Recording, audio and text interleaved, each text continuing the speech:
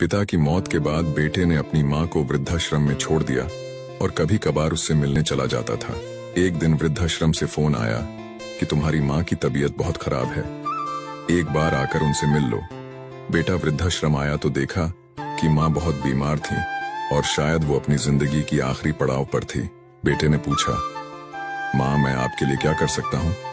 माँ ने जवाब दिया, बेटा मेहरबानी करके वृद्धाश्रम में कुछ पंखे लगवा देना और हो सके तो यहाँ एक फ्रिज भी रखवा देना ताकि यहाँ के लोगों का खाना खराब ना हो, इसलिए कि यहाँ कई बार मुझे बिना खाए ही सोना पड़ा है। बेटे ने आश्चर्यचकित होकर पूछा, आप तो इस आश्रम में लंबे समय तक रही, लेकिन मुझे ये शिकायतें पहले कभी नहीं की, और आज जब आप ये दुनिया छोड़कर जा रही हो तो इस आश्रम के लिए इतना प्रेम क्यों? माँ ने जवाब दिया, बेटा वो इसलिए कि मैंने तो यहाँ रहते हुए गर्मी, भूख, दर्द सब कुछ बर्दाश्त कर लिया, लेकिन जब तुम्हारी औलाद तुम्हें यहाँ भेजेगी तो मुझे डर है कि तुम ये सब नहीं सह पाओगे। बस इतना कहते ही अचानक माँ की सांसें थम गई। बेटे की आंखों में आंसू थे और हाथ में अपनी माँ का हाथ। बस अब सब कुछ खत्म हो गया, उसके पास अब कुछ बचा नहीं था।